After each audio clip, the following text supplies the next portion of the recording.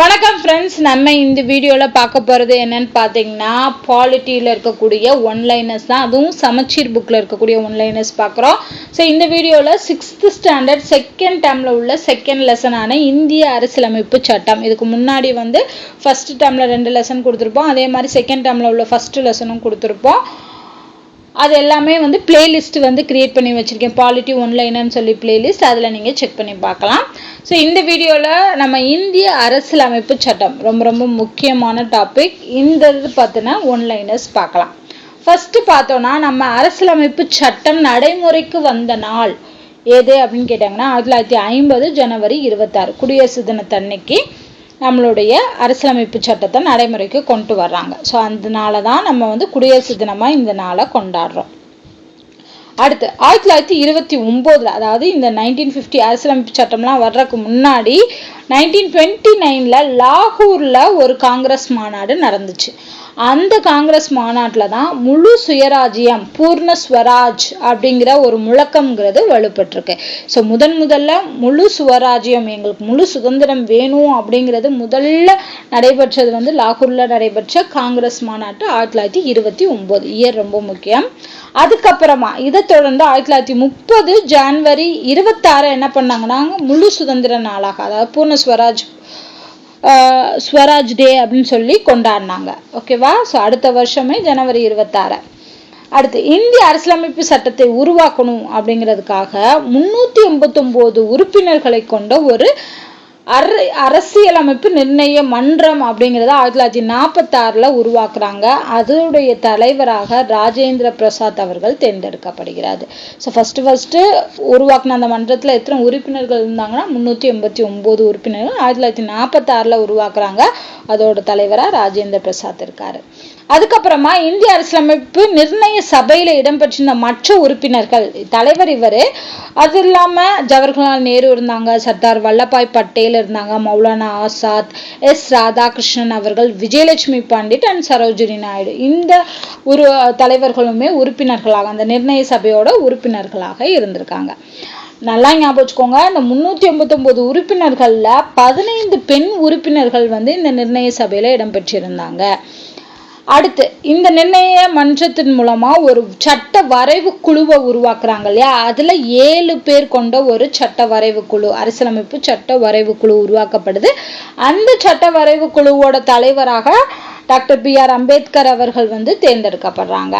அது மட்டும் இல்லாம இவர் தலைவராக இருந்தாலும் இதற்கான ஆலோசகரா PN ராவ் அவர்கள் நியமிக்கப்படுறாங்க. இந்த குழுவான, அதாவது இந்த சட்ட வரைவு குழுவோட முதல் கூட்டம் நடைபெற்றது 1946 டிசம்பர் 9 அன்னைக்கு நடைபெறுது. ஓகேவா? ஸோ இந்த மாதிரி சட்ட வரைவு குழு உருவாக்குறதுக்கு அதோட தலைவராக இருந்ததுனால தான் இந்திய அரசியலமைப்பு சட்டத்தின் தந்தையாக அண்ணல் அம்பேத்கர் அவர்கள் அழைக்கப்படுறாங்க. இந்த அரசியலமைப்பு சட்டத்தில் பார்த்தீங்கன்னா பல நாடுகளோட ரெஃபரன்ஸ் வச்சுருப்பாங்க, அதை வச்சு உருவாக்கியிருப்பாங்க. அப்படி பார்த்தோன்னா கிட்டத்தட்ட 60 நாடுகளோட அரசியலமைப்பு சட்டங்களை வாசிச்சு அதில் இருக்கக்கூடிய பகுதிகள் எல்லாம் முன்மாதிரியாக எடுத்து தான் நம்மளோட இந்திய அரசியலமைப்பு சட்டம் உருவாக்கப்பட்டது. ஸோ அப்படி பார்த்தோம்னா இங்கிலாந்துலேருந்து எடுத்திருக்கோம், அமெரிக்காவிலேருந்து எடுத்திருக்கோம், சோவியத் ரஷ்யா, அப்புறம் பிரான்ஸு, சுவிட்சர்லாந்துன்னு சொல்லக்கூடிய 60 நாடுகளோட இந்திய அரசியலமைப்பில் உள்ள சில பகுதிகளை நம்ம முன்மாதிரியாக எடுத்திருக்கோம். அடுத்து இந்திய அரசியலமைப்பு சட்டம் இறுதி செய்யப்படுவதற்கு முன்னாடி எவ்வளோ திருத்தங்கள் செய்யப்பட்டது அப்படின்னு பார்த்தீங்கன்னா கிட்டத்தட்ட 2000 திருத்தங்கள் செஞ்சுருக்காங்க. ஸோ ஃபைனலாக நம்மளோட இந்திய அரசியலமைப்பு சட்டத்தை கொண்டு வரக்கு முன்னாடி எவ்வளோ அமெண்ட்மெண்ட்ஸ் நடந்திருக்கு அப்படின்னு பார்த்தீங்கன்னா 2000. அதுக்கப்புறமா முழுமையான அரசியலமைப்பு சட்டம் தயாராவதற்கு எவ்வளோ நாட்கள் ஆயிருக்கு அப்படின்னு பார்த்தீங்கன்னா 2 ஆண்டுகள் 11 மாதங்கள் 18 நாட்கள் இருக்கு. ஓகேவா?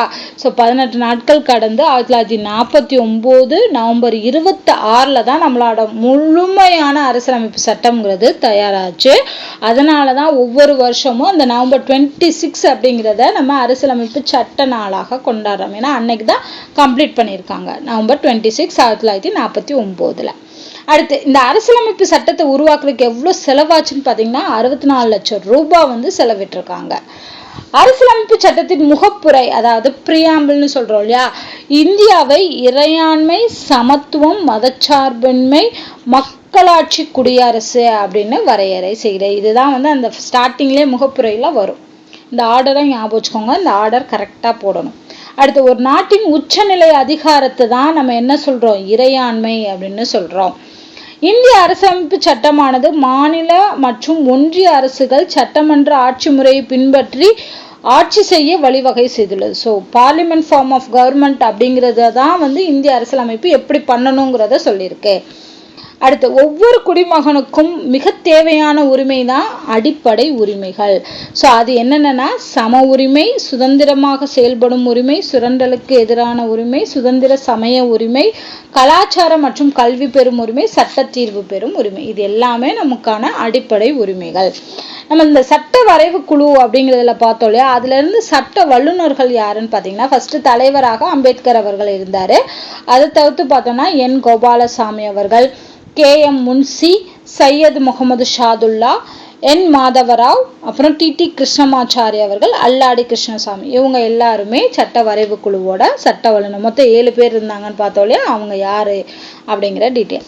அடுத்து, நமது அரசியலமைப்பு சட்டம் உருவான போது எவ்வளவு உறுப்புகள் இருந்துச்சு அப்படின்னு பார்த்தீங்கன்னா 395 உறுப்புகளும் 22 பகுதிகளும் 8 அட்டவணைகளும் இருந்துச்சு. ஆனா இப்ப அது என்ன இருக்கு, நிறைய சேஞ்சஸ் கொண்டு வந்திருக்காங்க, நிறைய உறுப்புகள் ஆட் பண்ணியிருக்காங்க. ஸோ அதனால எவ்வளோ இருக்கு அப்படின்னு பார்த்தோம்னா 448 உறுப்புகளும் 25 பகுதிகளும் 12 அட்டவணைகளும் இடம்பெற்றிருக்கு. ஸோ இது எல்லாமே நம்ம புக்கில் உள்ள நம்பர்ஸ் தான். ஸோ அதனால புக்கில் உள்ள நம்பர்ஸாகவே ஞாபகம் வச்சுக்கோங்க. அடுத்து, இந்திய அரசியலமைப்பு சட்டம்ங்கிறது வந்து இது வரைக்கும் எத்தனை முறை வந்து திருத்திருக்காங்க, அதாவது 30/10/2021 வரைக்கும் எத்தனை முறை திருத்தப்பட்டிருக்கு அப்படின்னு பார்த்தீங்கன்னா 105 முறை வந்து திருத்தப்பட்டிருக்கு. அடுத்து, இந்திய அரசியலமைப்பு சட்டத்தின் உண்மை பிரதிகள், அதாவது அதோட உண்மையான எடிஷன் அப்படிங்கிறது வந்து இன்னுமே நாடாளுமன்ற நூலகத்துல வந்து ஹீலியம் நிரப்பப்பட்ட வாயு பேழையில வச்சு பாதுகாக்கிறாங்க. ஸோ உண்மை பிரதி வந்து எந்த மொழிகள்ல இருந்துச்சுன்னு பார்த்தீங்கன்னா இந்தி மொழியிலையும் ஆங்கில மொழியிலையும். ஸோ அதை இப்பயும் வச்சு பாதுகாக்கிறாங்க. ஸோ இதோட வந்து புக்கில் இருந்த இம்பார்ட்டண்டான லைனர்ஸ் எல்லாம் பார்த்தாச்சு. அதுக்கப்புறம் புக்கில் கொடுத்துருந்த பாக்ஸை பார்க்கலாம். அடிப்படை உரிமைகள் என்னென்னு பார்த்தோம் இல்லையா, 1 சம உரிமை, 2வது சுதந்திரமாக செயல்படும் உரிமை, 3வது சுரண்டலுக்கு எதிரான உரிமை, 4வது சுதந்திர சமய உரிமை, 5வது கலாச்சார மற்றும் கல்வி உரிமை, சட்ட தீர்வு பெறும் உரிமை. இந்த 6 தான் அடிப்படை உரிமைகள். ஸோ இதோட வந்து செகண்ட் டேர்ம் டாபிக் வந்து முடிச்சாச்சு. ஸோ செகண்ட் டேர்ம்லையும் 6th செகண்ட் டேர்ம்லையும் 2 லெசன் இருந்துச்சு. அந்த லெசன் வந்து இதோட கம்ப்ளீட் ஆயிடுச்சு. நெக்ஸ்ட் வீடியோவில் தேர்ட் டேர்ம்க்குரிய டாபிக் பார்க்கலாம். ஸோ கண்டிப்பாக இந்த ஒன்லைனர்ஸ் உங்களுக்கு கடைசி ரிவிஷனுக்கு எக்ஸாமுக்கு யூஸ்ஃபுல்லாக இருக்கும். இது உங்களுக்கு யூஸ்ஃபுல்லாக இருந்துச்சு அப்படின்னா லைக் பண்ணுங்கள், ஷேர் பண்ணுங்கள், கமெண்ட் பண்ணுங்கள், அண்ட் மறக்காமல் நம்ம சேனலை சப்ஸ்கிரைப் பண்ணிவிட்டு ஃபாலோ பண்ணுங்கள். நன்றி.